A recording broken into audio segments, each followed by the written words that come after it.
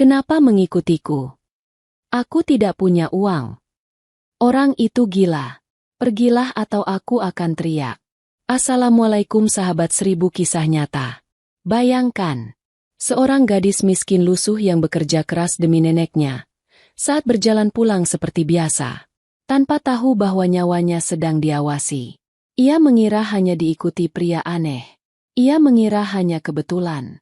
Padahal, ada rahasia besar dari pria itu yang sengaja disembunyikan. Dan jika pria itu terlambat menemukannya, gadis itu mungkin sudah tiada. Sahabat, sebelum kita mulai ceritanya, mari semuanya untuk like, share, komen dari daerah mana kalian mendengarkan kisah ini dan bagi pendengar pertama, selamat datang di channel 1000 Kisah Nyata, jangan lupa subscribe channel ini ya. Agar kamu tidak ketinggalan kisah-kisah penuh inspirasi yang menggetarkan hati lainnya. Kami doakan yang sudah like dan subscribe channel ini semoga rezekinya selalu mengalir deras, segala urusan selalu dipermudah, dan doanya semoga diijabah oleh Allah Subhanahu wa Ta'ala. Amin ya Rabbal Alamin. Jangan lupa juga tekan tombol loncengnya, agar kamu jadi orang pertama yang tahu saat video terbaru hadir. Sekarang mari kita mulai ceritanya. Sore itu, matahari turun perlahan di balik gedung-gedung tua. Cahaya jingganya memantul di aspal yang dipenuhi jejak ban dan debu. Jalanan ramai seperti biasa, dipenuhi orang-orang yang bergegas pulang, masing-masing membawa lelah dan pikirannya sendiri. Di antara mereka, seorang gadis berjalan pelan menyusuri trotoar. Namanya Naila. Langkahnya tidak tergesa, tapi juga tidak santai. Seolah setiap langkah sudah diukur, disesuaikan dengan sisa tenaga yang ia punya. Kaos yang ia kenakan sudah lama kehilangan warna aslinya. Rok lamanya sedikit longgar di pinggang. Rambutnya dikuncir seadanya, bukan karena ingin sederhana, melainkan karena ia tidak punya waktu dan alasan untuk berdandan. Tangannya membawa kantong plastik berisi sisa gorengan yang tak habis terjual. Bau minyak masih menempel di jari-jarinya. Dari pagi hingga sore, Naila berpindah dari satu pekerjaan ke pekerjaan lain. Apa saja, selama bisa menghasilkan uang. Bukan untuk dirinya, tapi untuk satu orang di rumah kecil yang menunggunya pulang. Nenek Sari. Neneknya sudah lama sakit. Napasnya sering pendek. Batuknya datang tanpa aba-aba. Kadang tengah malam, Naila terbangun karena suara neneknya tercekik oleh napasnya sendiri. Obat warung masih bisa menahan rasa sakit, tapi tidak pernah benar-benar menyembuhkan. Naila tahu itu, dan ketakutan itu selalu mengikutinya. Bahkan di tengah keramaian seperti sekarang, ia melangkah melewati deretan toko yang mulai menutup rolling door. Lampu-lampu neon menyala satu persatu. Klakson motor saling bersahutan. Suara penjual makanan malam mulai terdengar dari kejauhan. Semua terlihat normal. Namun Naila merasakan sesuatu yang lain. Sejak beberapa hari terakhir, setiap sore sepulang kerja, perasaan itu selalu muncul. Perasaan seolah ada yang memperhatikannya. Bukan sekali dua kali, tapi terus-menerus. Seperti bayangan yang tidak pernah benar-benar pergi. Awalnya Naila mencoba mengabaikan. Ia menyalahkan rasa lelah, kurang tidur, pikiran yang terlalu penuh oleh kekhawatiran tentang neneknya. Tapi perasaan itu tidak hilang. Justru semakin jelas. Hari ini pun sama.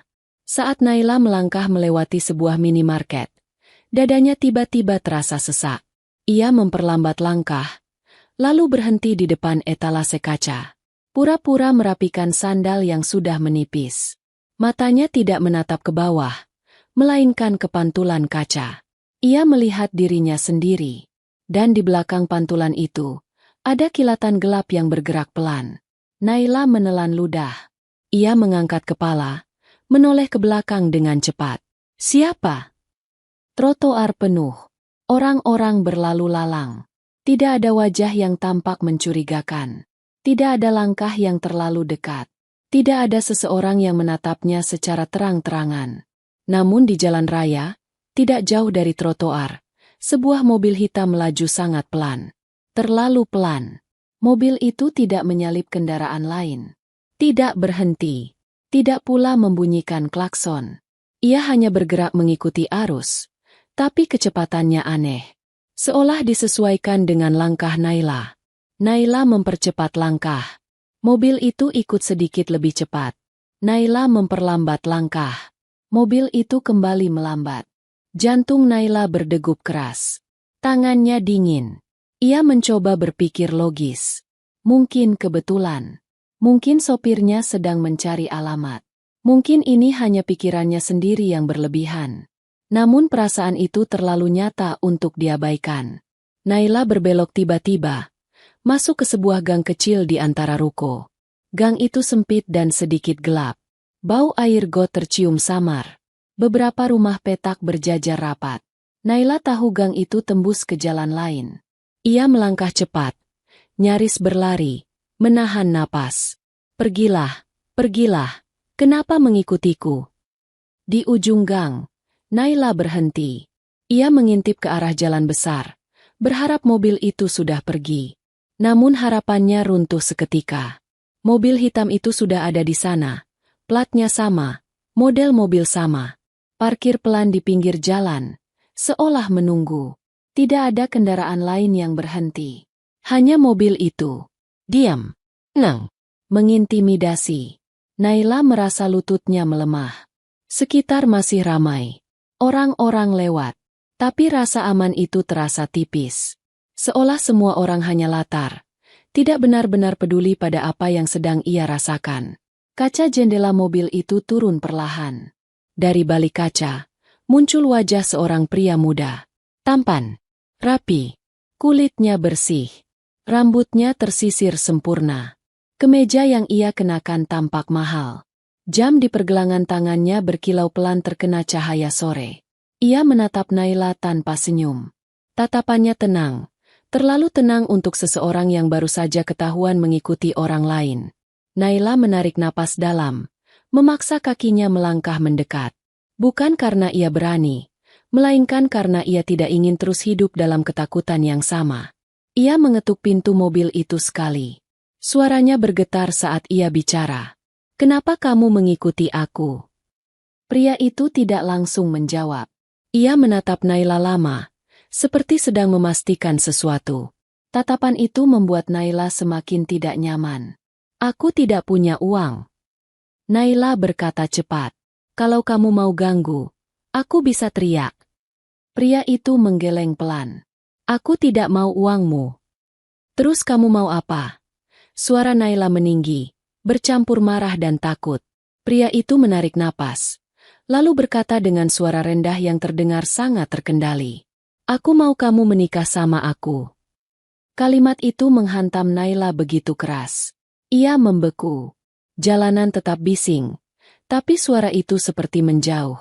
Otaknya kosong beberapa detik, sebelum kemarahan membanjir deras. "Kamu gila." Naila mundur satu langkah. "Kamu ngikutin aku hampir seminggu, lalu bilang mau nikah. Itu namanya penguntit." "Aku tahu." Pria itu menjawab tanpa emosi. Naila menatapnya dengan mata basah. "Pergi. Jangan pernah ikutin aku lagi." Pria itu tidak bergerak. Ia hanya berkata pelan, "Kalau bukan aku yang menemukan kamu duluan, orang lain akan melakukannya." Naila terdiam. Kata-kata itu asing. Menakutkan. "Ngomong apa sih?" Naila bertanya dengan suara bergetar. Pria itu tidak menjawab. Naila tidak menunggu lebih lama. Ia berbalik dan berjalan cepat meninggalkan tempat itu. Ia tidak menoleh lagi, tapi ia bisa merasakan tatapan pria itu masih mengikutinya. Langkah Naila semakin cepat saat ia memasuki gang rumahnya. Napasnya tersengal. Pintu rumah kecil itu terbuka setengah seperti biasa. "Nek." Naila masuk dengan suara panik. Neneknya terbaring di dipan. Wajahnya pucat. Napasnya terdengar berat. Batuk panjang datang tiba-tiba, membuat tubuhnya menggigil. "Nek." Naila berlari mendekat, memegang tangan neneknya yang dingin. Nenek Sari membuka mata perlahan. Bibirnya bergetar mencoba tersenyum, tapi gagal. Batuknya datang lagi, lebih keras. Hati Naila serasa diremas. Ia berdiri, mengambil tasnya, menghitung uang. Tidak cukup. Tidak pernah cukup. Ia harus mencari bantuan. Naila membuka pintu, berniat memanggil tetangga untuk mengantarkannya ke puskesmas. Namun begitu pintu terbuka, tubuhnya langsung menegang. Mobil hitam itu berhenti di ujung gang. Dan pria itu sudah berdiri di sampingnya. Tatapan Naila kosong. "Kamu bahkan tahu rumahku. Dasar gila." Pria itu menatap nenek yang terbaring di dalam rumah. "Nenekmu harus dibawa sekarang. Aku bisa urus sendiri." Naila berkata, meski suaranya gemetar. Pria itu menggeleng. "Kamu tidak bisa." Batuk neneknya terdengar lagi, lebih berat dari sebelumnya. Naila menggigit bibir. Air mata jatuh tanpa ia sadari. Pria itu melangkah mendekat. Suaranya tegas namun rendah. "Aku akan antar nenekmu ke rumah sakit." Naila menatapnya, penuh ketakutan dan kebingungan. Dan di detik itu, Naila menyadari satu hal yang membuat dadanya semakin sesak. Hidupnya baru saja bergeser dari jalur yang ia kenal. Dan pria asing ini bukan hanya mengikuti langkahnya di jalan pulang. Ia sedang menarik Naila masuk ke dalam sesuatu yang jauh lebih besar dan jauh lebih berbahaya. Mobil melaju menembus jalan utama kota. Lampu-lampu kendaraan memanjang seperti garis cahaya yang bergetar di kaca jendela.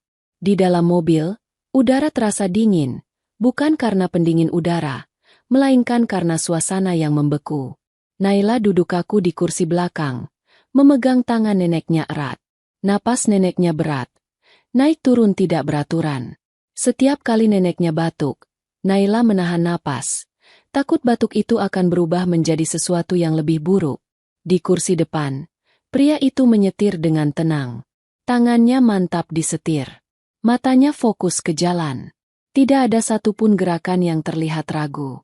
Naila memperhatikannya dari balik kaca spion. Dari jarak sedekat ini, pria itu tampak lebih nyata. Bukan bayangan yang mengikuti, bukan sosok misterius dari kejauhan. Ia nyata, duduk di depan Naila, membawa mereka melaju ke arah yang tidak pernah Naila bayangkan sebelumnya. "Berapa lama nenek kamu sakit?" Suara pria itu memecah keheningan. Naila terkejut. Ia sempat ragu untuk menjawab, tapi akhirnya berkata pelan, "Sudah lama, tapi makin parah beberapa bulan ini." Pria itu mengangguk pelan, seolah jawaban itu sudah ia perkirakan. "Kamu sering bawa ke dokter?" Naila menggeleng. "Tidak mampu." Pria itu tidak bertanya lagi. Mobil tetap melaju, meninggalkan kawasan rumah padat, masuk ke jalan besar yang lebih bersih dan terang. Tak lama kemudian, sebuah bangunan besar menjulang di depan mereka. Lampu-lampunya terang, pintu kacanya lebar. Nama rumah sakit itu terpampang jelas. Rumah sakit swasta yang selama ini hanya Naila lihat dari jauh, dari luar pagar, atau dari cerita orang-orang. Mobil berhenti tepat di depan pintu utama. Sebelum Naila sempat bereaksi, beberapa petugas medis sudah datang dengan kursi roda. Mereka bergerak cepat dan terlatih. Pria itu turun lebih dulu, membuka pintu belakang, lalu membantu memindahkan nenek Naila dengan hati-hati. Naila turun dengan langkah gemetar. Ia seperti berada di dunia lain. Lantai rumah sakit mengkilap. Udara bersih. Bau antiseptik tercium tajam. "Nenek saya." Naila berkata gugup pada salah satu perawat. Napasnya sesak. Perawat itu mengangguk dan langsung mendorong kursi roda menuju ruang pemeriksaan. Naila hendak ikut masuk, tapi seorang petugas menghentikannya sebentar untuk mengisi data. "Nama pasien?" "Sari." Naila menjawab cepat. "Sari." "Umur?" 72. Petugas itu mencatat. Naila mencari-cari dompet kecilnya. Tangannya gemetar. Kartu identitas. Naila menyerahkan kartu lama yang sudutnya sudah kusam. Petugas itu melihat sekilas, lalu mengangguk. "Silakan tunggu di ruang tunggu. Kami akan periksa dulu." Naila melangkah mundur, duduk di kursi panjang. Tangannya mencengkeram rok. Jantungnya berdegup keras. Ia menoleh ke kanan dan kiri, merasa asing di tengah kemewahan yang bersih dan sunyi ini. Pria itu duduk di sebelahnya. "Kenapa kamu ke sini?" Naila akhirnya bertanya. Suaranya pecah. Kenapa kamu bawa kami ke rumah sakit ini? Harusnya ke puskesmas saja. Aku tak punya uang. Pria itu menatap ke depan. Karena nenekmu butuh perawatan serius. Kamu tahu dari mana? Naila menahan amarah. Kamu tahu terlalu banyak tentang hidupku. Pria itu terdiam beberapa detik. Lalu ia berkata pelan. Aku memang tahu. Naila menoleh tajam. Siapa kamu sebenarnya? Pria itu akhirnya menoleh. Tatapannya kali ini tidak sedingin sebelumnya. Ada sesuatu yang lebih dalam, lebih berat. Namaku Arka. Nama itu terdengar sederhana, tapi dari caranya mengucap, Naila tahu, pria ini tidak sesederhana itu. Aku tidak berniat mencelakai kamu. Arka melanjutkan. Kalau aku mau, aku tidak perlu repot seperti ini. Kata-kata itu tidak menenangkan Naila. Justru membuat dadanya semakin sesak. Terus kenapa? Naila bertanya lirih. Kenapa kamu ngotot bantu aku? Kenapa sampai mengikuti aku? Arka menatap Naila lama, lalu berkata pelan. Karena kalau aku tidak melakukannya, kamu akan berada dalam bahaya. Naila menelan ludah. Bahaya dari siapa? Arka tidak menjawab. Pintu ruang pemeriksaan terbuka. Seorang dokter keluar dengan wajah serius. Naila langsung berdiri. Dok. Naila mendekat. Suaranya bergetar. Dokter itu menatap Naila dan Arka bergantian. Keluarga pasien. Saya cucunya. Naila menjawab cepat. Dokter itu mengangguk. Kondisi nenek kamu cukup berat. Ada masalah di jantung dan paru-paru. Kami perlu melakukan tindakan segera. Naila merasa dunia berputar. Tindakan seperti apa? Operasi. Jawab dokter itu singkat.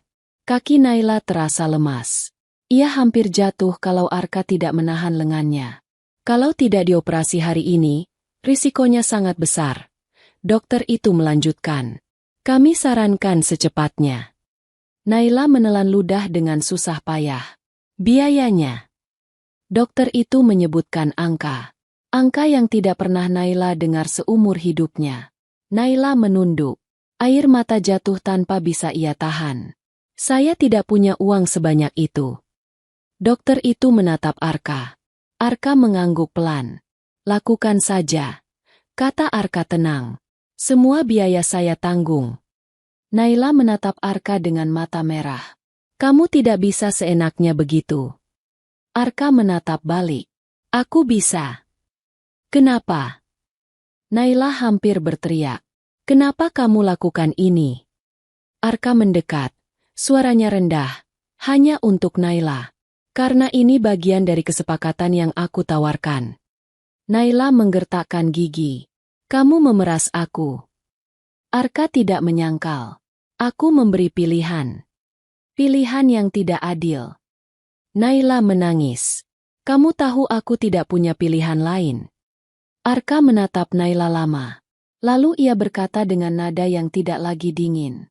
Aku tahu. Dan aku tidak akan membiarkan nenekmu mati. Dokter berdiri menunggu. Waktu berjalan.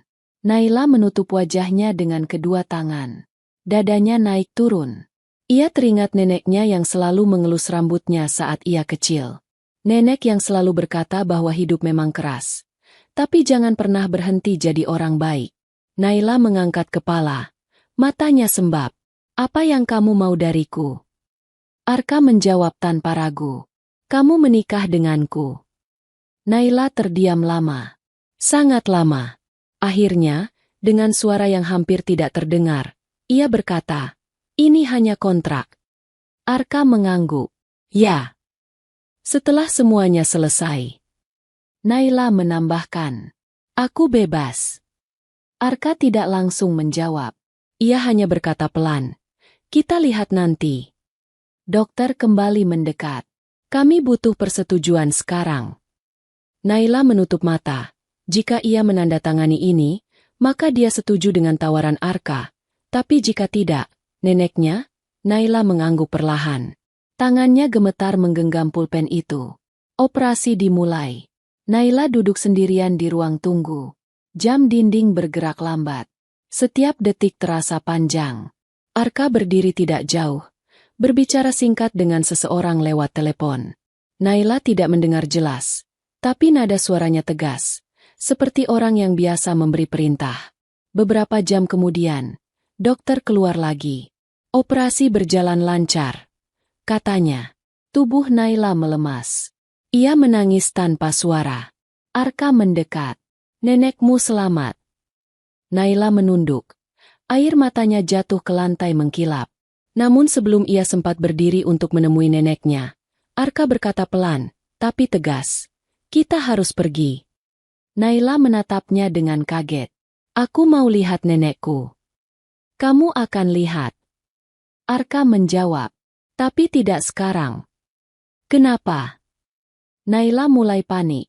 Arka menatap sekeliling, memastikan tidak ada yang mendengar. Kamu sudah tanda tangan kontrak denganku. Nenekmu akan tetap aman di sini. Sekarang lakukan tugasmu. Kata-kata itu membuat Naila membeku. Arka melangkah mendekat. Suaranya rendah. Dan mulai malam ini, hidupmu tidak lagi sederhana. Mobil melaju meninggalkan rumah sakit saat malam mulai turun sepenuhnya. Lampu kota menyala terang, memantul di kaca jendela seperti kilatan-kilatan yang membuat Naila merasa sedang melayang di antara dua dunia. Dunia lamanya yang sederhana, dan dunia baru yang terasa terlalu besar untuk ia pahami. Naila duduk diam di kursi belakang. Tangannya masih gemetar. Meski neneknya kini berada di ruang perawatan intensif dan dokter telah memastikan kondisinya stabil. Ada rasa lega, tapi tidak pernah benar-benar utuh. Karena di balik rasa lega itu, ada perasaan lain yang menekan dadanya. Bukan pada rumah sakit, bukan pada operasi, tapi pada pria yang duduk di kursi depan, menyetir mobil dengan ketenangan yang terasa tidak wajar. Arka tidak banyak bicara. Sejak mereka meninggalkan rumah sakit, ia hanya fokus ke jalan. Sesekali ponselnya bergetar, tapi ia abaikan. Naila memperhatikannya lewat kaca spion, mencoba membaca wajah itu. Sulit, terlalu tertutup. Mobil akhirnya memasuki kawasan yang asing bagi Naila. Jalanan lebih sepi, lebih lebar, dan bersih. Lampu jalan tertata rapi. Gerbang besar berdiri di depan mereka, dijaga oleh dua satpam berseragam rapi. Arka menurunkan kaca. Satpam itu langsung menunduk hormat dan membuka gerbang tanpa bertanya. Naila menelan ludah. Di balik gerbang, sebuah rumah besar berdiri megah. Halamannya luas. Lampu taman menyala lembut. Air mancur kecil mengalir pelan. Suaranya nyaris tidak terdengar dari dalam mobil. Mobil berhenti di depan pintu utama. Naila tidak bergerak. Ia memandangi rumah itu dengan perasaan campur aduk. Inilah tempat yang akan menjadi dunianya sekarang. Tempat yang terasa terlalu bersih, terlalu rapi, terlalu jauh dari hidup yang ia kenal. Turun. Suara Arka terdengar tenang, tanpa paksaan, tapi cukup tegas untuk membuat Naila menuruti. Begitu Naila turun, pintu rumah terbuka. Seorang wanita parubaya berdiri di ambang pintu. Rambutnya disanggul rapi. Pakaiannya elegan. Tatapannya tajam saat melihat Naila dari ujung rambut sampai ujung kaki. Ini dia, kata wanita itu datar. Arka mengangguk. Iya. Wanita itu mendekat satu langkah. Namamu siapa? Naila. Jawab Naila pelan. Wanita itu menatapnya tanpa senyum. Aku Ratna. Ibu Arka. Nama itu terdengar dingin di telinga Naila.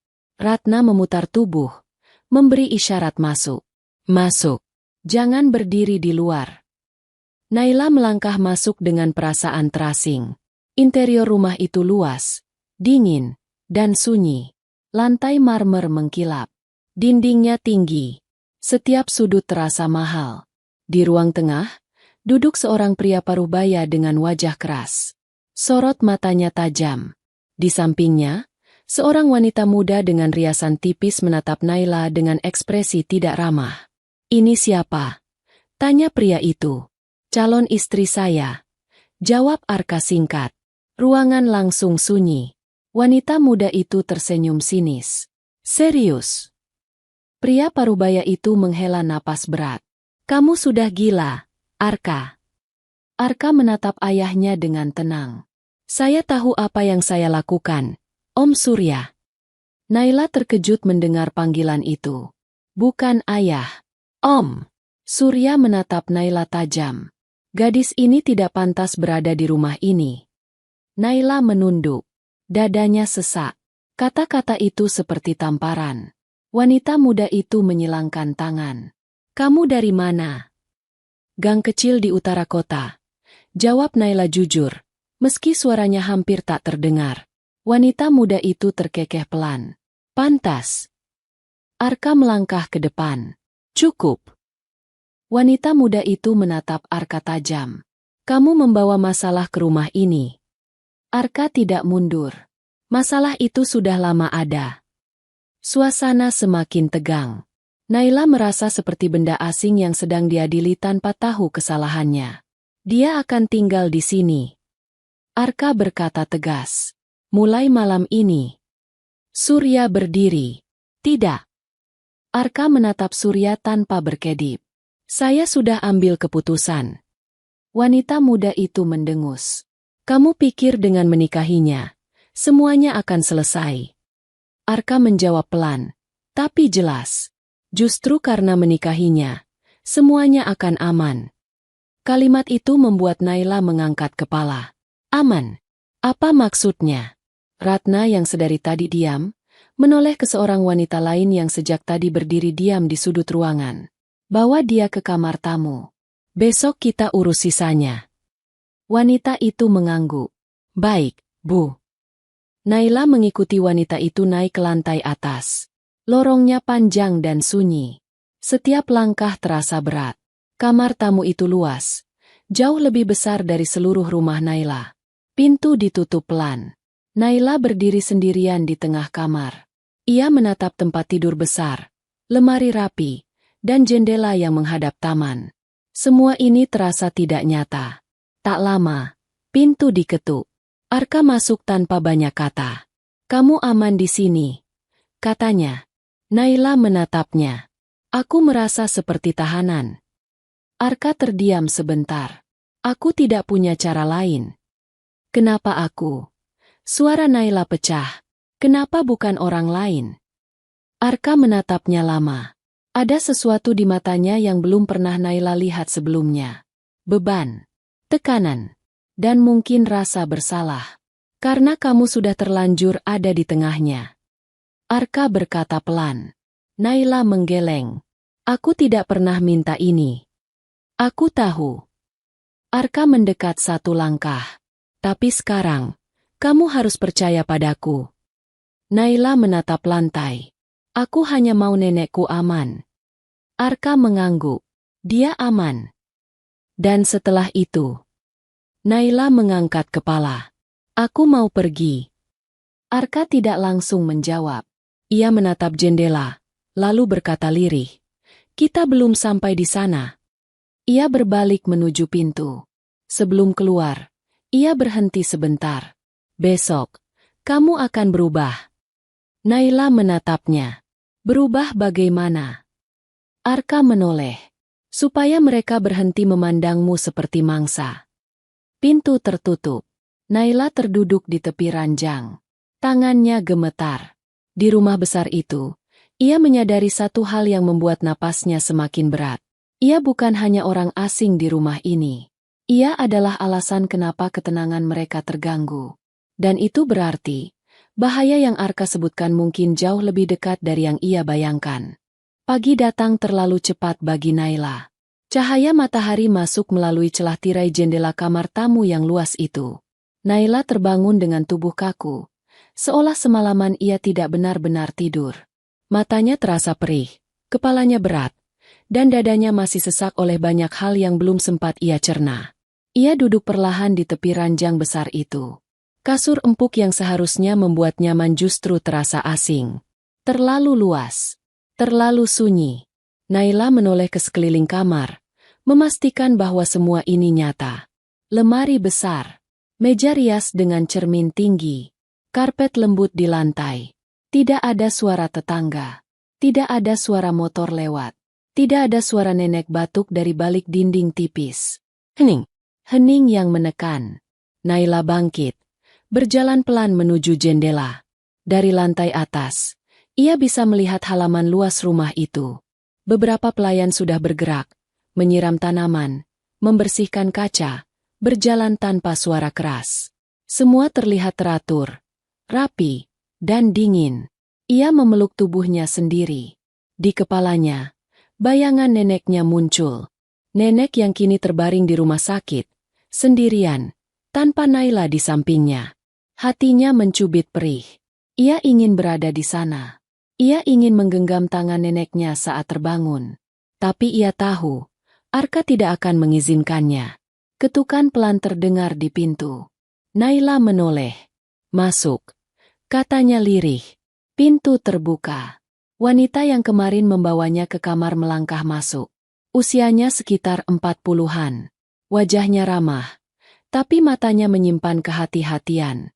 Nama saya Mira. Katanya pelan. Saya diminta menemani kamu hari ini. Naila mengangguk. Meski perutnya terasa tidak nyaman. Mira meletakkan beberapa set pakaian di atas ranjang. Kamu diminta bersiap. Tuan Arka ingin kamu turun setelah sarapan. Naila menatap pakaian itu. Kainnya halus. Warnanya lembut. Gaun sederhana. Tapi jelas mahal. Aku tidak terbiasa pakai ini. Naila berkata jujur. Mira tersenyum tipis. Tidak apa. Kita belajar pelan-pelan. Naila menghela napas panjang. Ia merasa seperti sedang disiapkan untuk sesuatu yang tidak ia mengerti. Setelah mandi dan berganti pakaian, Naila berdiri di depan cermin. Ia terdiam. Wajah yang menatap balik padanya masih wajah yang sama. Mata yang sama. Tapi pakaian itu mengubah segalanya. Rambutnya yang biasanya dikuncir asal kini terurai rapi setelah Mira dengan sabar menyisirnya. Wajahnya terlihat lebih dewasa. Lebih tenang. Atau setidaknya, tampak begitu. Naila tidak mengenali dirinya sendiri. Kamu cantik. Mira berkata pelan. Naila menunduk. Cantik tidak pernah menyelamatkan hidupku. Mira tidak menjawab. Ia hanya menatap Naila dengan sorot mata yang sulit ditebak. Mereka turun ke ruang makan. Meja panjang sudah terisi makanan. Terlalu banyak. Terlalu mewah. Naila melangkah ragu. Duduk di ujung kursi. Ratna sudah duduk di sana. Surya duduk di seberang. Wanita muda yang kemarin mengejek Naila duduk di sisi Ratna. Arka belum terlihat. Ratna menatap Naila dari atas ke bawah. Setidaknya sekarang kamu terlihat pantas duduk di meja ini. Naila menggenggam jemarinya di bawah meja. Wanita muda itu tersenyum sinis. Aku Kirana. Sepupu Arka. Katanya tanpa niat ramah. Naila mengangguk pelan. Surya meletakkan sendoknya. Kamu tahu apa yang kamu hadapi, Naila? Naila menatapnya. Saya hanya tahu nenek saya sakit. Surya menyipitkan mata. Dan sekarang kamu ada di rumah ini. Ratna memandang Surya tajam lalu menimpali.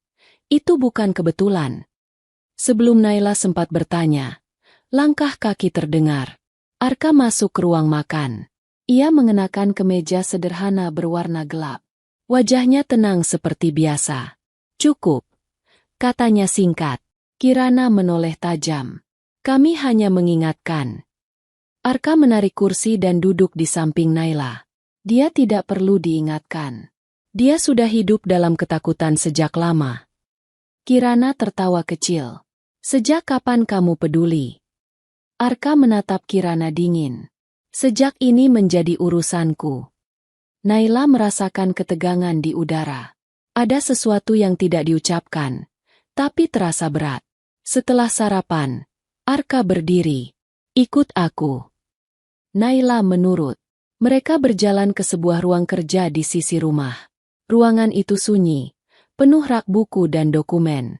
Arka menutup pintu. Aku tidak suka cara mereka bicara padamu.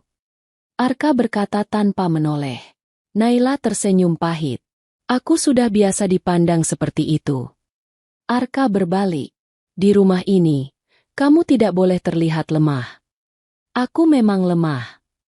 Naila menjawab jujur. Arka menggeleng. Tidak, kamu bertahan sendirian sejauh ini. Itu bukan lemah. Naila terdiam.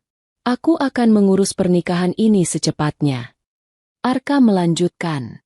Semakin lama kamu di posisi abu-abu, semakin berbahaya. Berbahaya bagaimana? Naila bertanya pelan. Arka menatapnya lama.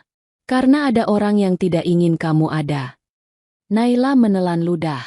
Karena aku miskin. Bukan itu. Arka menjawab. Karena kamu tahu sesuatu. Kalimat itu membuat Naila membeku. Aku tidak tahu apa-apa. Naila menggeleng cepat. Aku tidak pernah terlibat apapun. Arka mendekat satu langkah. Kamu mungkin tidak ingat. Atau kamu menguburnya terlalu dalam. Naila memejamkan mata. Di kepalanya, ada kilatan samar. Jalan sepi. Lampu rem menyala. Suara benturan. Tapi bayangan itu cepat menghilang. Aku tidak ingat. Naila berbisik. Tidak apa. Arka berkata pelan. Yang penting, mereka ingat kamu. Naila membuka mata. Menatap Arka dengan napas tercekat. Mereka siapa? Arka tidak menjawab. Ia hanya berkata, mulai hari ini, jangan pernah keluar sendirian. Naila merasa dingin menjalar di punggungnya. Arka melangkah ke pintu. Sebelum keluar, ia berhenti. Satu hal lagi. Naila menatapnya. Apapun yang kamu dengar di rumah ini, jangan langsung percaya. Arka berkata tenang. Dan apapun yang kamu ingat nanti, jangan ceritakan ke siapapun kecuali aku. Pintu tertutup. Naila berdiri sendirian di ruang kerja itu. Napasnya terasa berat. Tangannya gemetar. Kini ia tahu, pernikahan ini bukan hanya soal uang dan keselamatan neneknya. Ada sesuatu dari masa lalu yang menempel padanya. Sesuatu yang membuat keluarga ini gelisah. Dan semakin Naila berusaha mengingat, semakin kuat perasaan bahwa hidupnya memang tidak pernah sesederhana yang ia kira. Hari itu datang tanpa pernah benar-benar Naila nantikan. Pagi di rumah besar itu terasa berbeda. Bukan lebih hangat, justru lebih dingin. Sejak matahari belum sepenuhnya naik, rumah sudah dipenuhi aktivitas. Pelayan berlalu lalang dengan langkah cepat. Beberapa membawa kotak besar berisi pakaian. Beberapa berbicara pelan sambil memeriksa daftar di tangan mereka. Naila duduk diam di kamar, mengenakan gaun sederhana berwarna pucat. Gaun itu indah. Terlalu indah untuk seorang gadis yang menikah bukan karena cinta. Tangannya terlipat di pangkuan. Jari-jarinya dingin. Nafasnya pendek-pendek. Di meja kecil di samping ranjang, ponsel milik Arka terletak. Sejak pagi tadi, ponsel itu dibiarkan di sana. Naila tahu itu bukan kebetulan. Arka tidak pernah ceroboh. Ia sengaja meninggalkannya, seolah ingin memastikan Naila tetap berada di kamar. Naila tidak menyentuhnya. Ia bangkit perlahan dan berjalan menuju jendela. Dari balik kaca, halaman rumah tampak lebih ramai dari biasanya. Beberapa mobil mewah sudah terparkir. Orang-orang berpakaian rapi mulai berdatangan. Wajah-wajah yang tidak ia kenal. Tapi sorot mata mereka penuh rasa ingin tahu. Naila menelan ludah. Ini bukan pesta bahagia. Ini seperti pengumuman. Seperti penegasan bahwa ia kini milik seseorang, berada di bawah perlindungan seseorang, dan sekaligus berada di tengah keluarga yang tidak menginginkannya. Ketukan terdengar di pintu. Mira masuk dengan wajah serius. Sudah waktunya. Naila mengangguk pelan. Saat mereka berjalan menyusuri lorong, Naila merasakan tatapan. Dari pelayan. Dari orang-orang yang berdiri di sudut. Tidak ada yang berkata apa-apa. Tapi Naila tahu, ia sedang dinilai. Ruang pernikahan itu tidak besar, tapi elegan. Hanya keluarga inti dan beberapa kerabat dekat. Tidak ada tawa. Tidak ada musik riang. Suasananya tegang, seperti udara sebelum hujan besar. Arka sudah berdiri di depan. Ia mengenakan setelan rapi berwarna gelap. Wajahnya datar. Tidak ada senyum. Tidak ada ekspresi gugup seperti pria yang akan menikah. Ia tampak seperti seseorang yang sedang menandatangani kesepakatan penting. Tatapan mereka bertemu. Sesaat saja, Arka mengangguk tipis, seolah memberi isyarat bahwa semuanya akan berjalan sesuai rencana. Naila berdiri di sampingnya. Tubuhnya kaku. Kepalanya dipenuhi bayangan neneknya yang terbaring di rumah sakit. Itu satu-satunya hal yang membuatnya tetap berdiri. Akad berjalan singkat. Suara saksi terdengar jelas. Kata-kata pernikahan itu terasa berat saat diucapkan. Setiap kalimat seperti menambah beban di dada Naila. Ketika semuanya selesai, tidak ada pelukan, tidak ada ucapan selamat yang hangat. Hanya anggukan-anggukan formal dan tatapan dingin. Ratna mendekat. Suaranya datar. Mulai hari ini, jaga sikapmu. Nama keluarga ini sekarang juga namamu. Naila mengangguk tanpa suara. Kirana tersenyum miring. Semoga kamu tahu tempatmu. Arka berdiri di samping Naila, tapi jarak di antara mereka terasa seperti jurang. Beberapa jam kemudian, acara selesai. Tamu mulai pulang. Rumah kembali sunyi, tapi bukan sunyi yang menenangkan. Naila kembali ke kamar dengan langkah lelah. Gaun itu terasa berat di tubuhnya. Ia duduk di tepi ranjang, menatap lantai tanpa fokus. Pintu terbuka. Arka masuk. Ia melepas jasnya dan menggantungnya rapi. Gerakannya tenang, seolah hari ini hanyalah hari kerja biasa. Kondisi nenekmu stabil. Arka berkata singkat. Naila mengangkat kepala. Matanya langsung berkaca-kaca. Aku boleh menjenguk? Belum. Arka menjawab. Kenapa? Suara Naila bergetar. Aku istrimu sekarang. Arka menatapnya lama. Justru karena itu. Naila mengepalkan tangan. Aku tidak merasa jadi istrimu. Aku merasa seperti barang yang dipindahkan. Arka mendekat satu langkah. Aku tidak ingin menyentuhmu sebelum kamu merasa aman. Kalimat itu membuat Naila terdiam. Aku tahu kamu membenciku sekarang. Arka melanjutkan. Dan aku tidak menyalahkanmu. Kalau begitu, lepaskan aku. Naila berkata lirih. Arka menggeleng. Aku tidak bisa. Malam itu, Naila tidur dengan tubuh tegang. Ia terbangun beberapa kali karena mimpi aneh. Jalanan sepi. Lampu mobil menyala. Suara benturan keras. Bayangan seseorang terjatuh. Ia bangun dengan napas tersengal. Pelan-pelan, Naila bangkit dan berjalan ke jendela. Tirai terbuka sedikit. Di luar, halaman rumah gelap, hanya diterangi lampu taman. Namun Naila melihat sesuatu yang membuat jantungnya berhenti sesaat. Seseorang berdiri di dekat pagar. Bayangannya samar, tapi jelas ada sosok yang tidak seharusnya ada di sana. Naila mengucek mata, memastikan ia tidak berhalusinasi. Sosok itu bergerak sedikit, lalu menghilang di balik bayangan pohon. Naila mundur satu langkah. Dadanya berdegup keras. Ia ingin berteriak, tapi suaranya tertahan. Pintu kamar terbuka. Arka masuk dengan wajah tegang. Kamu lihat juga. Naila menatapnya. Ada orang di luar. Arka mengangguk. Aku sudah menduganya. Kamu bilang aku aman. Naila hampir menangis. Di dalam rumah ini, iya. Arka menjawab. Di luar. Tidak. Naila memegang lengannya tanpa sadar. Siapa mereka? Arka menatap keluar jendela. Rahangnya mengeras. Orang-orang yang ingin memastikan kamu tidak pernah bicara. Kalimat itu membuat Naila menggigil. Aku tidak tahu apa yang harus aku bicarakan. Naila berkata pelan. Belum. Arka menjawab. Tapi kamu akan ingat. Arka menoleh pada Naila. Untuk pertama kalinya sejak mereka menikah, tatapannya tidak dingin. Ada sesuatu yang lain. Kekhawatiran. Mulai malam ini, kamar ini akan dijaga. Arka berkata. Dan apapun yang terjadi, kamu tetap di dekatku. Naila menatap Arka. Dadanya naik turun. Di kepalanya, potongan-potongan ingatan mulai berdenyut, seperti luka lama yang dipaksa terbuka. Ia kini tahu satu hal.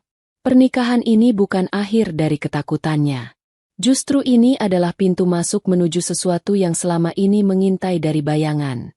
Dan seseorang, entah siapa, tidak senang melihat Naila masih hidup. Sejak malam itu, Naila tidak pernah benar-benar merasa sendiri. Setiap sudut rumah terasa lebih hidup dari sebelumnya. Bukan karena kehangatan, melainkan karena kesadaran bahwa selalu ada mata yang mengawasi. Pintu kamar dijaga. Lorong-lorong selalu dilewati orang yang sama, dengan langkah teratur dan wajah datar. Keamanan itu terasa seperti pagar tinggi yang melindungi, sekaligus mengurung. Naila duduk di tepi ranjang, menatap jendela yang kini selalu tertutup rapat. Tirai tebal dipasang. Cahaya matahari hanya masuk samar. Dunia luar terasa jauh, seperti kenangan yang perlahan memudar. Beberapa hari setelah pernikahan, Arka semakin jarang terlihat. Ia sering keluar pagi buta dan pulang larut malam. Setiap kali Naila bertanya, jawabannya selalu singkat. Aku urus sesuatu. Naila tidak memaksa. Ia tahu, semakin ia bertanya, semakin ia merasa tidak siap mendengar jawabannya. Pagi itu, Naila turun ke ruang makan sendirian. Ratna sudah duduk di sana, menyesap teh hangat. Wajahnya rapi, ekspresinya tenang, seolah tidak pernah terjadi apa-apa. Kamu kelihatan pucat.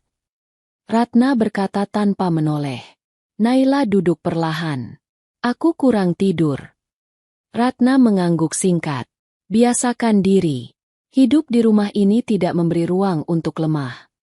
Kirana masuk beberapa detik kemudian. Ia menatap Naila sekilas, lalu tersenyum tipis. Kamu tahu, Naila, katanya sambil duduk, tidak semua orang beruntung seperti kamu. Naila menatapnya. Beruntung bagaimana? Ditemukan. Kirana menjawab ringan. Diselamatkan. Diberi tempat. Nada suaranya halus, tapi maknanya menusuk. Ratna meletakkan cangkirnya. Kirana melanjutkan, dan tidak semua yang diselamatkan tahu caranya berterima kasih. Naila menunduk. Tangannya mengepal di bawah meja. Aku tidak pernah minta ini. Naila berkata lirih. Ratna menatapnya tajam. Tidak penting apa yang kamu minta. Yang penting apa yang kamu bawa. Naila mengangkat kepala. Apa maksud ibu? Ratna tidak menjawab. Ia berdiri dan meninggalkan ruang makan. Meninggalkan kalimat itu menggantung seperti kabut dingin. Kirana menatap Naila dengan mata menyelidik. Kamu ingat apa yang terjadi 3 tahun lalu? Naila terdiam. Dadanya langsung terasa sesak. Aku tidak tahu apa yang kamu bicarakan. Naila berkata cepat. Kirana tersenyum tipis. Kita lihat saja. Hari-hari berikutnya terasa semakin berat. Naila mulai sering bermimpi. Mimpi yang sama, berulang, tapi setiap kali lebih jelas. Jalanan sepi. Lampu mobil menyala terang. Hujan rintik-rintik membasahi aspal. Ada suara mesin meraung. Lalu suara benturan keras. Naila terbangun dengan napas tersengal. Keringat dingin membasahi punggungnya. Suatu sore, Naila duduk di ruang keluarga sendirian. Televisi menyala tanpa suara. Matanya menatap kosong ke arah jendela. Langkah kaki terdengar. Surya berdiri di ambang pintu. Kamu kelihatan terganggu, katanya. Naila berdiri refleks.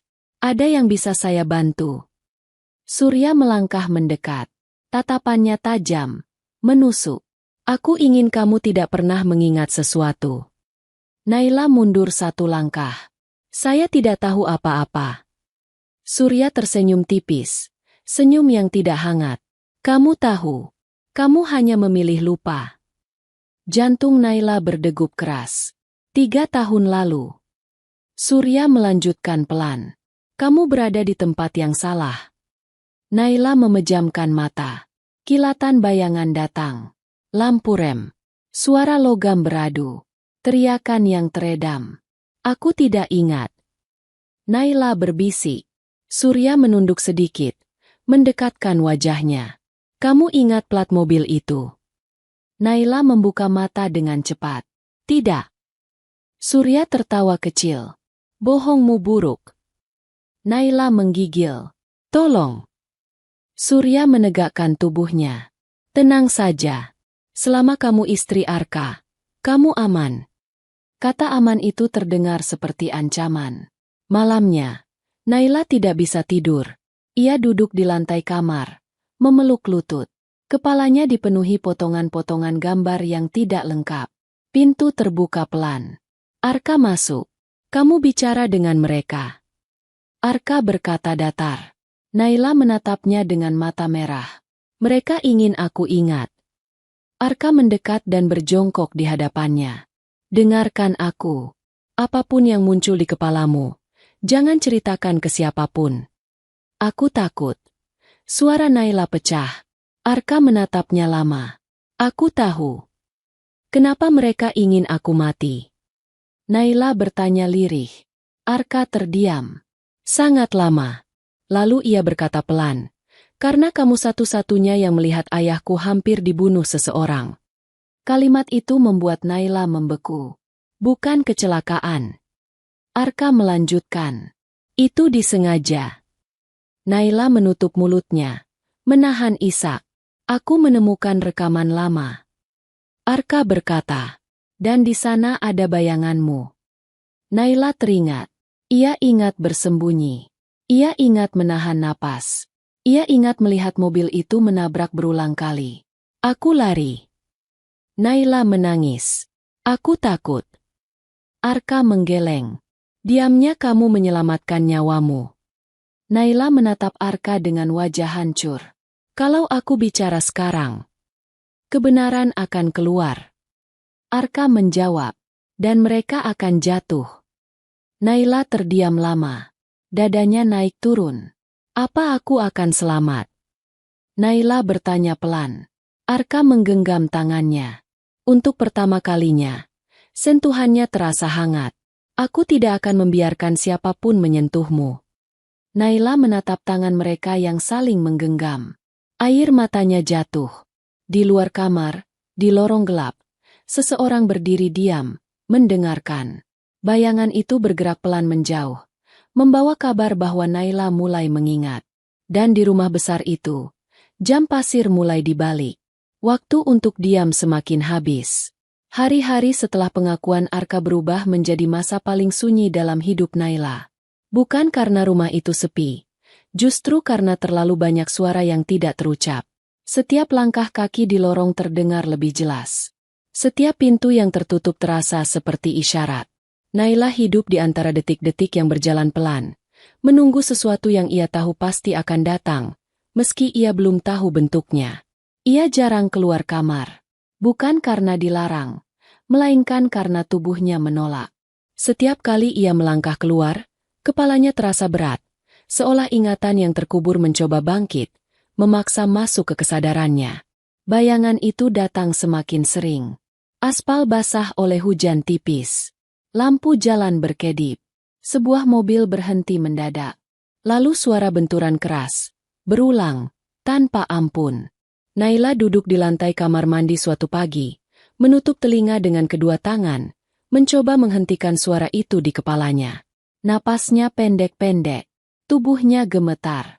Mira mengetuk pintu dengan cemas. Naila, kamu baik-baik saja? Naila tidak langsung menjawab. Ia menarik napas dalam, berusaha berdiri. Aku baik. Tapi ia tahu, itu bohong. Beberapa jam kemudian, Ratna memanggil Naila ke ruang tamu. Panggilan itu bukan permintaan. Nadanya datar, tapi mengandung perintah. Naila melangkah masuk dengan jantung berdegup keras. Ratna duduk di sofa besar. Kirana berdiri di dekat jendela. Surya tidak terlihat. Tapi keberadaannya terasa, seperti bayangan yang tidak pernah benar-benar pergi. Kami perlu bicara. Ratna membuka suara. Naila berdiri, tidak duduk. Tangannya dingin. Kamu mulai terlihat tidak stabil. Ratna melanjutkan. Dan itu berbahaya. Untuk siapa? Naila bertanya pelan. Ratna menatapnya tajam. Untuk semua orang. Kirana tersenyum tipis. Ingatan bisa menipu. Naila, kadang apa yang kita lihat tidak benar-benar terjadi. Naila menatap Kirana. Aku tahu apa yang aku lihat.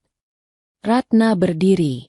Tidak, kamu tahu apa yang kamu pikir kamu lihat. Udara di ruangan itu menegang. Ratna melangkah mendekat. Suaranya diturunkan. Keluarga ini sudah melewati banyak hal. Dan kami tidak akan membiarkan masa lalu menghancurkan apa yang sudah dibangun. Naila merasakan dadanya panas. Dengan mengorbankan orang lain. Ratna tersenyum tipis. Dengan menghilangkan masalah. Kata itu membuat Naila menggigil. Aku bukan masalah. Naila berkata lirih, tapi tegas. Ratna menatapnya lama. Itu tergantung apa yang kamu lakukan selanjutnya.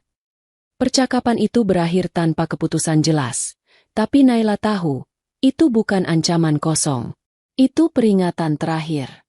Malamnya, Arka pulang lebih larut dari biasanya. Wajahnya tegang. Rahangnya mengeras saat ia menutup pintu kamar. Mereka bicara padamu. Arka berkata tanpa basa-basi. Naila mengangguk. Mereka ingin aku lupa. Arka menghela napas panjang. Aku sudah menduganya. Apa yang akan terjadi kalau aku bicara? Naila bertanya dengan suara pelan. Arka terdiam. Ia duduk di tepi ranjang, menundukkan kepala.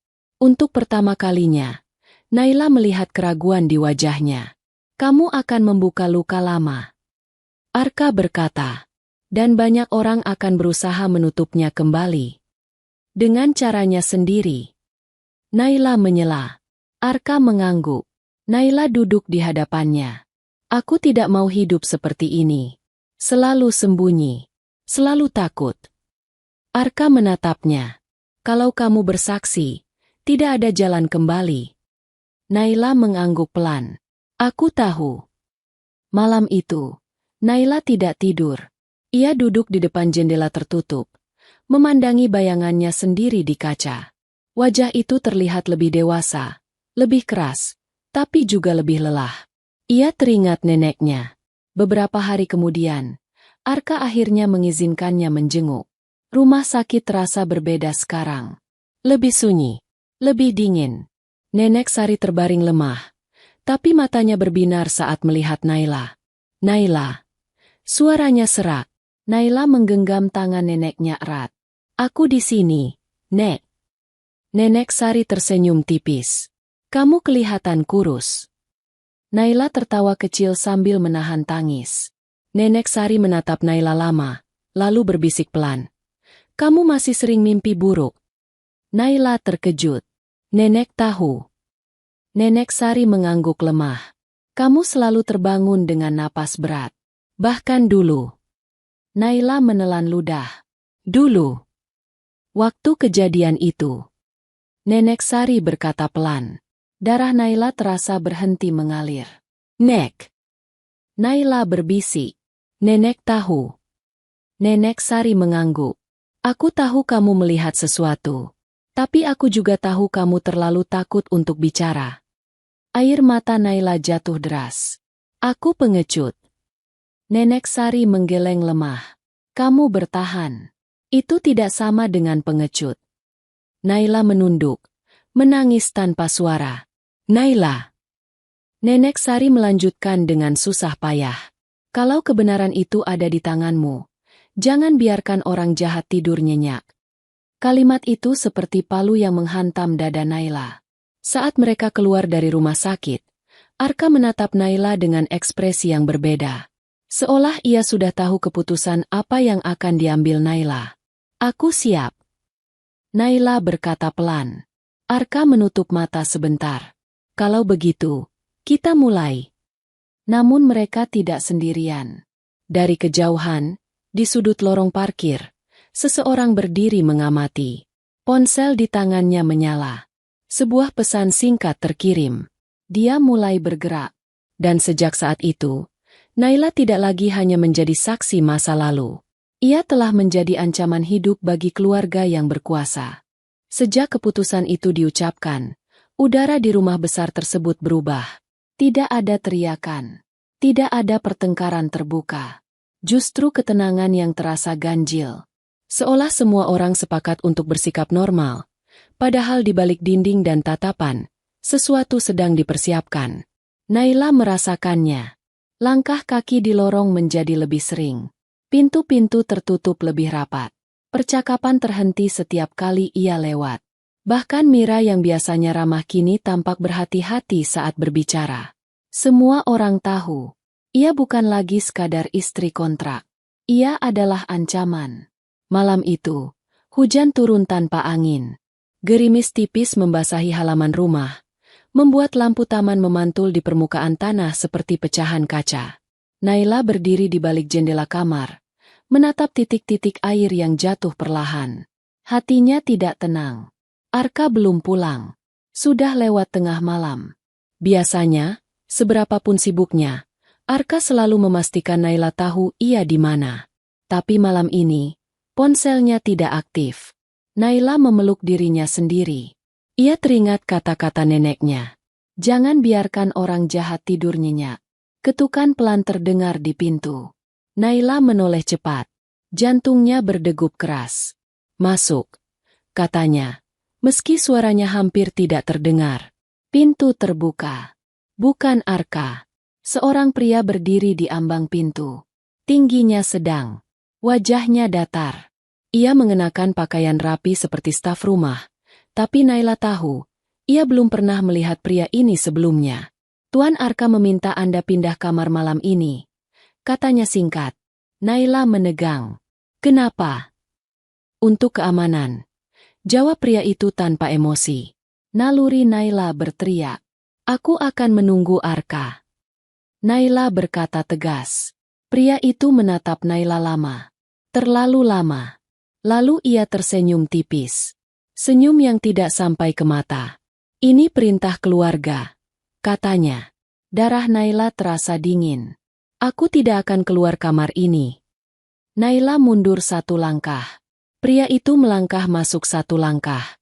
Jangan mempersulit. Pada detik itu, Naila tahu, ia tidak aman. Ia bergerak cepat, berlari menuju kamar mandi, mengunci pintu sekuat tenaga. Tangannya gemetar hebat. Napasnya tersengal. Dari balik pintu, ia mendengar suara langkah mendekat. Naila. Suara pria itu terdengar rendah. Buka pintunya. Naila tidak menjawab. Ia meraih ponselnya. Tangannya hampir menjatuhkannya karena gemetar. Sinyal lemah. Ia menekan nama Arka berulang kali. Tidak aktif. Suara pintu diketuk keras. Naila. Kali ini nadanya berubah. Tidak sabar. Ini kesempatan terakhir. Air mata Naila jatuh. Ia menutup mulutnya agar tidak bersuara. Dalam kepalanya, bayangan jalan sepi itu kembali muncul. Lampu mobil. Benturan. Jeritan yang tertelan hujan. Ia tidak mau mati dalam diam. Dengan tangan gemetar, Naila membuka aplikasi pesan dan mengirim satu kalimat ke nomor yang Arka berikan beberapa hari lalu. Nomor yang katanya hanya digunakan untuk keadaan darurat. Mereka datang. Aku di kamar. Beberapa detik terasa seperti jam. Pintu kamar mandi digedor keras. Engselnya berderit. Naila mundur sampai punggungnya menyentuh dinding dingin. Lalu suara langkah kaki lain terdengar. Cepat. Berat. Tinggalkan pintunya. Suara itu tegas. Familiar. Arka. Gedoran berhenti seketika. Hening jatuh, berat dan menekan. Pintu kamar mandi dibuka perlahan dari luar. Arka berdiri di sana. Wajahnya gelap, matanya tajam seperti baja. Di belakangnya, dua pria berseragam keamanan berdiri kaku. Pria yang tadi datang kini mundur. Wajahnya pucat. Kamu siapa yang menyuruh? Arka bertanya dingin. Pria itu menelan ludah. Saya hanya menjalankan perintah. Perintah siapa? Arka mengulang. Pria itu terdiam. Arka melangkah mendekat satu langkah. Keluar dari rumah ini sekarang. Jangan pernah kembali. Pria itu pergi tanpa berkata apapun. Arka menutup pintu, lalu berbalik ke arah Naila. Tubuh Naila melemas. Ia hampir jatuh. Tapi Arka menahan bahunya. Aku minta maaf. Suara Arka rendah. Aku terlambat. Naila menangis. Tidak tertahan lagi. Mereka mau membunuh aku. Arka memeluk Naila. Untuk pertama kalinya, Naila tidak menolak. Dadanya naik turun hebat. Tangannya mencengkeram ke meja Arka. Aku tidak akan membiarkan itu terjadi. Arka berkata tegas. Tapi sekarang kita tidak bisa diam lagi. Naila mengangguk di antara tangisnya. Malam itu, Arka membawa Naila ke ruang kerja rahasia di rumah. Ruangan itu tersembunyi di balik rak buku. Di dalamnya, layar-layar menyala, menampilkan rekaman lama. Ini bukti awal. Arka berkata, rekaman tabrakan itu. Dan ini. Ia memutar rekaman lain. Kamera jalanan. Bayangan mobil. Dan di sudut layar, terlihat sosok kecil bersembunyi di balik pohon. Naila menutup mulutnya. Itu aku. Suaranya bergetar. Arka mengangguk. Dan ini plat mobilnya. Naila memejamkan mata. Angka itu muncul jelas di kepalanya. Tidak pernah benar-benar hilang. Aku ingat. Naila berkata pelan. Aku ingat semuanya. Arka menatapnya serius. Kalau kita melangkah lebih jauh, tidak ada jalan kembali. Naila membuka mata. Tatapannya tidak lagi kosong. Aku siap. Katanya. Aku tidak mau hidup diburu. Arka mengangguk pelan. Besok, kita ke pengacara. Setelah itu, ke pihak berwajib. Di luar ruangan, di balik dinding tebal, seseorang berdiri mendengarkan. Bayangan itu tersenyum tipis. Permainan telah berubah. Kini bukan lagi soal menakut-nakuti. Ini soal menghabisi. Dan Naila baru saja melangkah ke tengah badai yang sesungguhnya. 3 tahun lalu, Naila belum mengenal rasa takut seperti sekarang. Sore itu berjalan biasa saja. Langit masih terang. Matahari belum turun sepenuhnya. Udara hangat menempel di kulit. Khas sore panjang setelah seharian bekerja. Naila berjalan santai di jalan kecil pinggir kota. Langkahnya pelan, tidak terburu. Di tangannya, ia membawa plastik bening berisi sisa gorengan yang tidak habis terjual. Minyak masih terlihat menempel di permukaannya. Bau gorengan samar bercampur dengan udara sore. Bahu Naila sedikit turun karena lelah. Tapi wajahnya tenang. Tidak ada firasat apapun. Hari itu sama seperti hari-hari lain. Berjualan keliling sejak siang. Menghitung receh. Menolak lapar demi membawa pulang sesuatu untuk neneknya. Jalan yang ia lewati cukup sepi. Tidak benar-benar kosong. Tapi jarang dilalui kendaraan. Di kiri kanan, pepohonan berdiri rapat. Beberapa rumah terlihat jauh. Sunyi, seperti sedang tidur. Naila menyukai jalan itu. Lebih cepat sampai rumah. Lebih tenang. Tidak ramai. Ia berjalan sambil sesekali mengayun plastik gorengan. Pikirannya kosong. Tubuhnya mengikuti kebiasaan. Hingga langkahnya terhenti. Di kejauhan, ada sesuatu yang tidak seharusnya ada. 2 mobil berhenti di tengah jalan. Posisi mereka tidak wajar. Salah satunya tampak miring. Yang lain berhenti terlalu dekat. Seperti sengaja menutup jalan. Naila mempersempit pandangan. Alisnya berkerut. Ia melangkah 1 langkah ke depan. Lalu berhenti lagi. Ada suara. Bukan suara keras. Bukan teriakan. Tapi suara benturan logam yang baru saja terjadi. Masih hangat. Masih dekat. Jantung Naila berdetak lebih cepat. Ia berdiri terpaku. Ragu. Tubuhnya ingin mundur. Tapi matanya tidak bisa lepas. Di dalam dirinya, ada dorongan aneh untuk memastikan apa yang ia lihat. Lalu ia melihatnya. Sebuah mobil bergerak maju. Lalu mundur. Maju lagi. Mundur lagi. Gerakannya tidak panik. Tidak kacau. Terlalu teratur. Terlalu tenang. Naila menutup mulutnya dengan tangan. Napasnya tertahan. Di antara kedua mobil itu, ada tubuh seseorang yang tidak bergerak.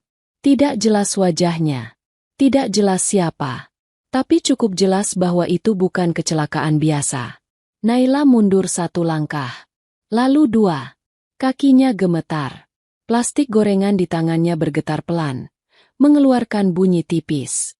Suara kecil itu terasa terlalu keras di telinganya. Naila berbalik cepat. Ia tidak berlari kencang. Ia berlari seperti orang yang takut terlihat. Langkahnya terpotong-potong. Nafasnya pendek. Dadanya sesak. Ia melihat pohon besar di sisi jalan. Tanpa berpikir panjang, Naila berbelok dan bersembunyi di balik batangnya. Tubuhnya merapat ke tanah. Lututnya menekuk. Plastik gorengan hampir jatuh. Tapi ia menahannya. Naila menunduk. Tidak berani menoleh. Ia menahan napas. Seluruh tubuhnya kaku. Dunia terasa sunyi mendadak. Beberapa detik berlalu. Atau mungkin menit. Naila tidak tahu. Waktu seperti berhenti. Lalu suara mesin terdengar lebih dekat. Mobil itu bergerak. Naila menelan ludah. Ia ingin menutup telinganya. Tapi tangannya membeku. Dari celah batang pohon, ia melihat kilatan kaca mobil. Kaca depan itu memantulkan cahaya sore. Dan tanpa Naila sadari, dari balik kaca itu, sebuah kamera kecil menyala diam-diam. Kamera itu merekam segalanya. Merekam jalan sepi. Merekam bayangan pohon. Dan merekam seorang gadis muda yang berjongkok ketakutan, berusaha menjadi tak terlihat. Naila tidak tahu. Ia hanya tahu satu hal saat itu. Ia harus pergi. Ketika suara mesin menjauh, Naila tidak menunggu lebih lama. Ia bangkit perlahan. Kakinya hampir tidak kuat menopang tubuhnya. Ia berlari menjauh dari jalan itu tanpa menoleh. Plastik gorengan jatuh. Isinya tumpah. Naila tidak peduli. Ia terus berlari. Malam itu, Naila pulang dengan wajah pucat. Tangannya dingin. Ia tidak menceritakan apapun pada neneknya. Ia hanya duduk diam, memeluk lutut, menatap lantai. Ia berpikir, selama ia diam, semuanya akan berlalu. Ia tidak tahu bahwa hari itu tidak pernah benar-benar selesai. Ia tidak tahu bahwa seseorang telah melihatnya. Ia tidak tahu bahwa keputusannya untuk kabur telah mengikat hidupnya dengan sebuah rahasia yang akan mengejarnya bertahun-tahun kemudian. Dan sejak sore itu, meski Naila terus melangkah maju, jalan sepi itu selalu berjalan bersamanya. Menunggu saat yang tepat untuk kembali. Sementara di rumah besar seorang pengusaha berkelas, kematian itu mengguncang banyak orang. Namun tidak ada yang hancur seperti Arka. Beberapa hari setelah kejadian di jalan sepi itu, kabar kecelakaan menyebar. Seorang pria berpengaruh ditemukan meninggal dunia di dalam mobilnya yang remuk parah. Jalanan itu dipasangi garis pembatas. Polisi datang. Wartawan berdatangan. Semua menyebutnya kecelakaan tragis. Dan pria itu adalah ayah Arka. Arka berdiri di depan mobil yang telah berubah bentuk. Kaca pecah. Besi terlipat. Tidak ada darah yang terlihat jelas. Karena hujan malam sebelumnya telah menghapus banyak jejak. Polisi mencatat. Petugas memotret. Semua berjalan cepat dan dingin. Tidak ada saksi yang mengaku melihat apapun. Tidak ada bukti tabrakan disengaja. Tidak ada rekaman kamera jalan. Kasus itu ditutup dengan satu kesimpulan. Kecelakaan tunggal. Arka mendengar semua penjelasan itu dalam diam. Wajahnya tenang, tapi dadanya berantakan. Ia mengenal ayahnya. Ia tahu bagaimana ayahnya menyetir. Ia tahu ayahnya tidak ceroboh. Dan yang paling membuatnya tidak bisa tidur adalah satu hal kecil. Bekas rem di jalan terlalu rapi. Terlalu teratur. Seolah seseorang menekan dan melepaskan dengan sengaja. Polisi tidak menggali lebih dalam. Tekanan datang dari banyak arah. Nama besar. Uang. Pengal. Semua bergerak seperti dinding yang menutup rapat kebenaran. Arka tahu ada yang tidak beres. Namun ia belum punya apapun. Hari pemakaman berlalu. Rumah besar dipenuhi pelayat. Tangisan terdengar di mana-mana. Tapi di antara duka, ada wajah-wajah yang tidak benar-benar sedih. Ada yang sibuk menghitung. Ada yang sibuk berbisik. Beberapa hari kemudian, pembacaan wasiat dilakukan. Semua keluarga besar berkumpul di ruang yang sama. Udara terasa berat. Tidak ada yang bicara banyak. Semua menunggu satu hal. Harta. Pengacara membuka map tebal dan mulai membaca dengan suara datar. Harta peninggalan akan dibagi rata kepada ahli waris setelah Arka menikah. Kalimat itu membuat ruangan bergeser. Beberapa orang saling menatap. Beberapa mengangguk puas. Namun pengacara belum selesai. Jika istri Arka meninggal secara tak wajar, maka seluruh harta peninggalan akan jatuh sepenuhnya ke tangan Arka sebagai satu-satunya penerima. Ruangan itu membeku. Tidak ada yang langsung bereaksi. Tapi Arka bisa merasakannya. Ketegangan, kemarahan yang ditahan, kekecewaan yang tidak disembunyikan. Beberapa kerabat menunduk. Beberapa menghela napas tajam. Beberapa tersenyum kecut. Wasiat itu seperti pisau bermata dua. Di satu sisi, Arka menjadi kunci pembagian harta. Di sisi lain, istrinya kelak menjadi tameng yang tidak boleh disentuh. Sejak hari itu, Arka tahu, bukan hanya ayahnya yang mati dengan cara janggal, tapi hidupnya sendiri telah masuk ke medan yang berbahaya. Ia mulai bergerak diam-diam. Dengan kuasanya, Arka mengakses apa yang tidak diakses polisi. Ia memeriksa ulang mobil ayahnya yang hampir hancur total. Di balik kerusakan parah, ia menemukan satu hal yang luput. Kamera mobil. Kecil. Tersembunyi. Retak. Tapi tidak mati. Butuh waktu lama untuk memperbaiki dan mengambil datanya. Banyak bagian rusak. Banyak rekaman terpotong. Namun satu potongan kecil berhasil dipulihkan. Potongan itu tidak menampilkan wajah pelaku. Tidak menampilkan benturan jelas. Namun menampilkan sesuatu yang jauh lebih berbahaya. Di sudut rekaman, sebelum mobil berhenti total, terlihat bayangan seseorang. Seorang gadis muda. Berjongkok. Bersembunyi di balik pohon. Wajahnya tidak jelas. Tapi posturnya terekam sempurna. Arka menatap layar itu lama. Sangat lama. Itulah saksi kunci yang tidak pernah muncul. Itulah alasan kenapa kasus itu terlalu cepat ditutup. Dan Arka tahu satu hal dengan pasti. Jika ia bisa menemukannya, maka orang lain juga bisa. Keluarga besarnya bukan orang bodoh. Mereka tahu kamera itu ada. Mereka tahu ada kemungkinan saksi. Dan jika saksi itu bicara, maka semuanya runtuh. Arka tidak punya banyak waktu. Ia harus menemukan gadis itu lebih cepat daripada siapapun. Bukan untuk membungkamnya, tapi untuk menyelamatkannya.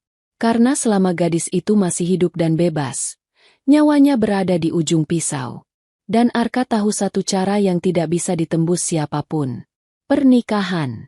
Selama gadis itu adalah istrinya, tak seorang pun berani menyentuhnya.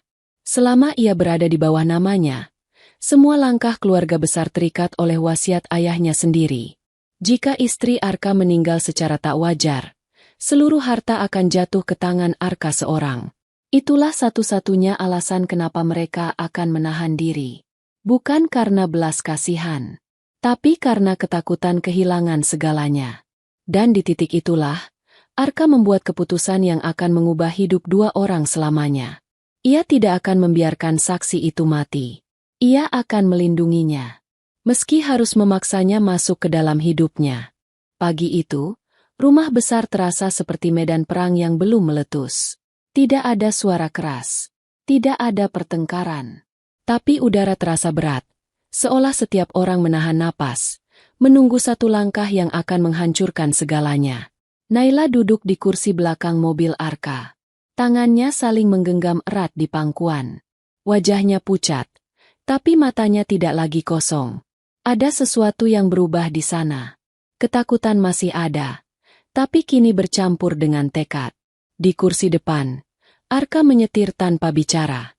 Rahangnya mengeras. Sejak malam sebelumnya, ia hampir tidak tidur. Kejadian di kamar Naila telah menghapus sisa keraguan yang masih ia simpan. Mereka tidak bisa menunda lagi. Mobil berhenti di depan sebuah gedung perkantoran tua yang tidak mencolok. Tidak ada papan nama besar. Tidak ada kemewahan. Hanya bangunan sederhana yang tampak biasa bagi orang luar.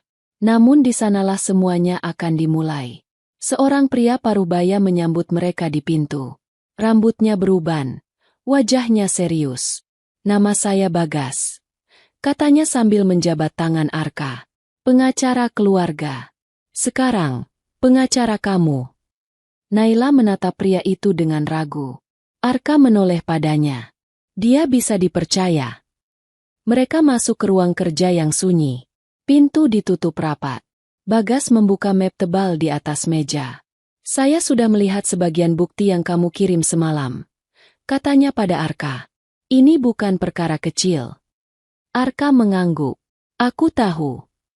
Bagas menoleh ke Naila. Dan kamu adalah saksi kunci. Naila menelan ludah. Kalau saya bicara, apa yang akan terjadi? Bagas menjawab tanpa basa-basi. Banyak orang akan kehilangan segalanya. Dan beberapa orang akan mencoba menghentikanmu.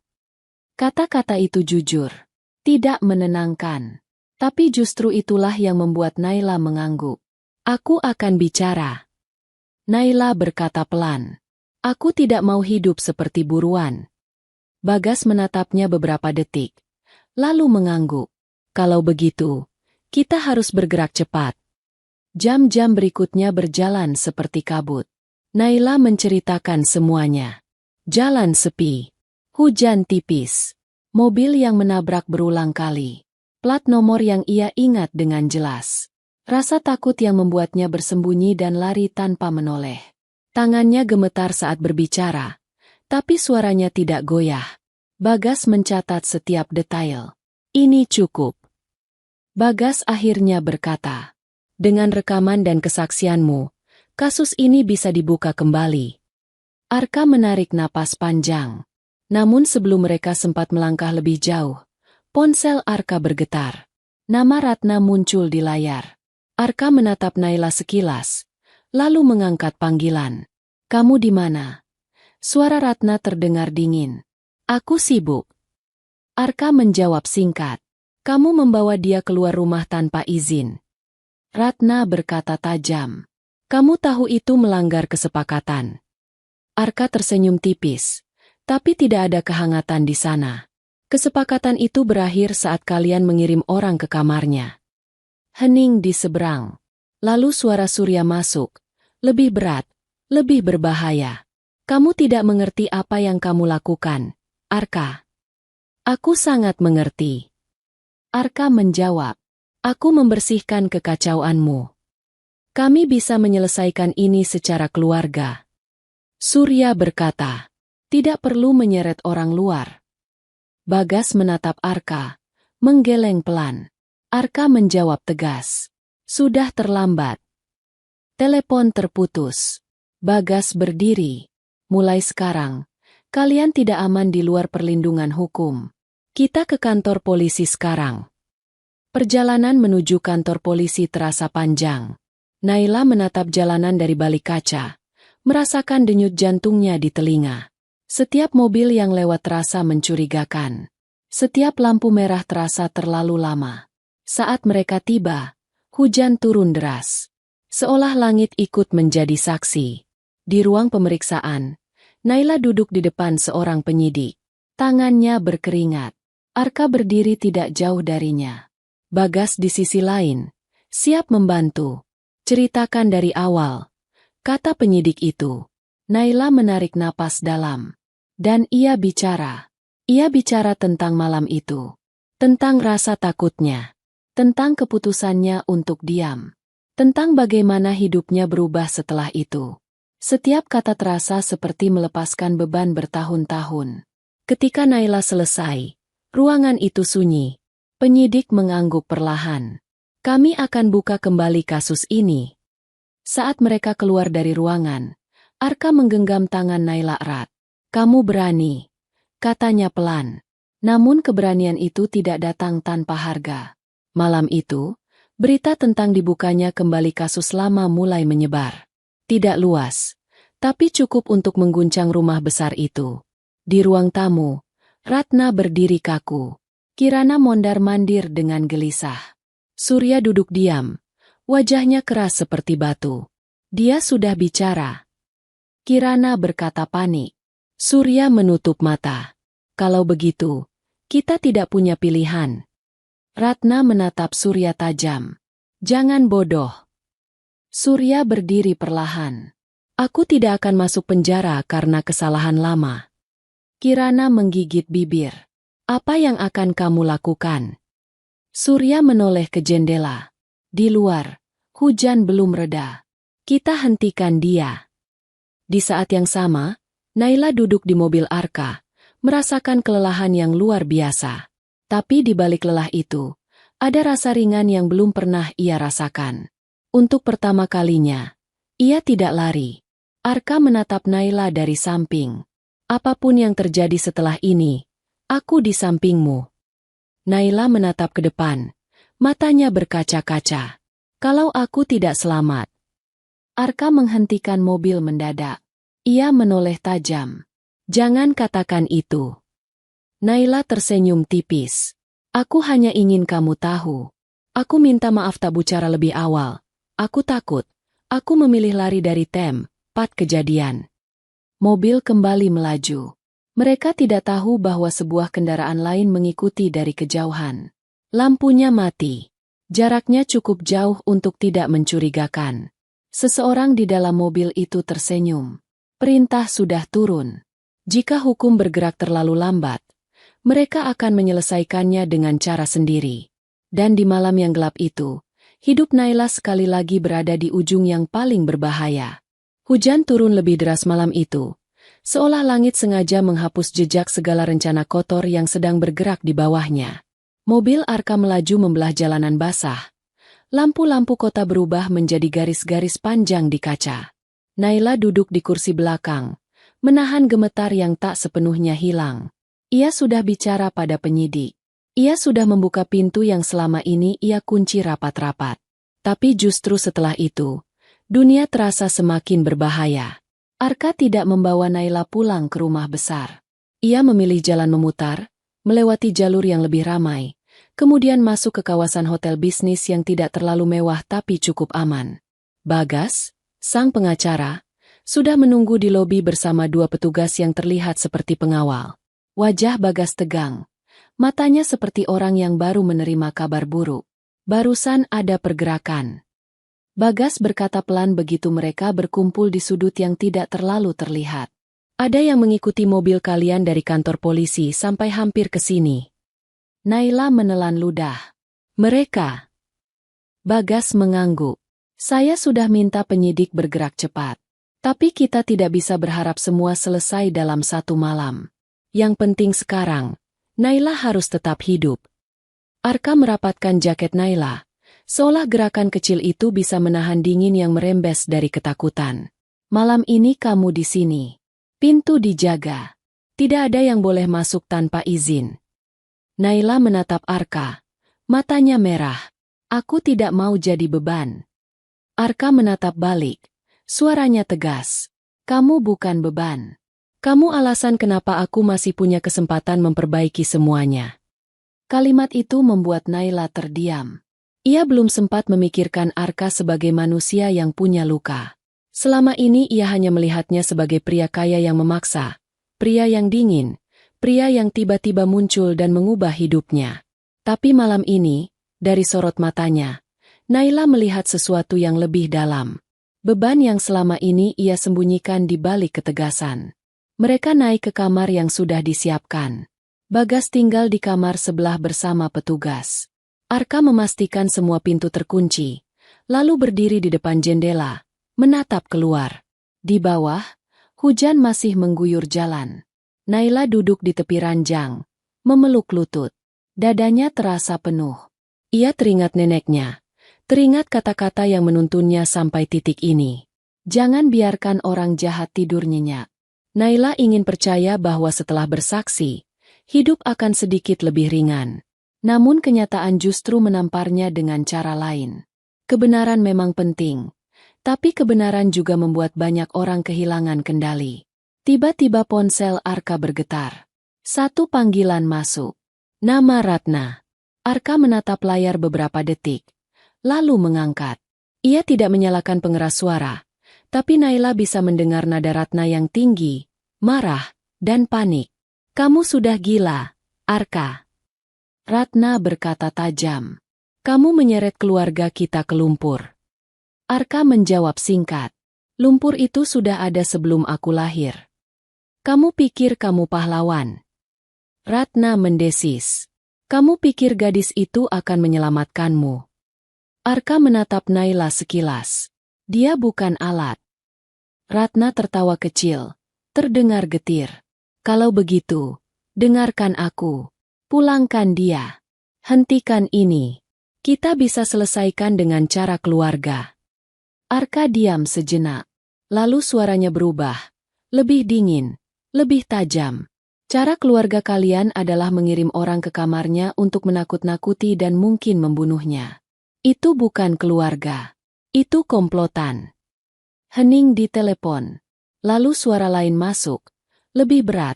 Lebih rendah. Ya, kamu di mana? Suara Surya terdengar seperti besi yang digesek. Arka tidak menjawab. Kamu pikir kamu bisa menang? Surya melanjutkan. Kamu lupa. Semua yang kamu punya berasal dari nama ini. Arka menatap jendela. Aku tidak mau punya apapun yang dibangun dari darah orang lain. Surya tertawa pelan, tapi tidak ada humor. Kalau begitu, kamu siap kehilangan semuanya. Arka menjawab tegas. Aku siap. Telepon ditutup. Setelah itu, keheningan turun lebih berat dari sebelumnya. Naila menatap Arka dengan mata berkaca-kaca. Mereka tidak akan berhenti. Arka mendekat. Duduk di sisi ranjang dengan jarak yang tetap menjaga Naila merasa aman. Aku juga tidak akan berhenti. Beberapa menit berlalu. Hujan makin deras. Lalu terdengar bunyi halus dari luar. Seperti sesuatu menyentuh jendela. Naila menegang. Arka langsung berdiri.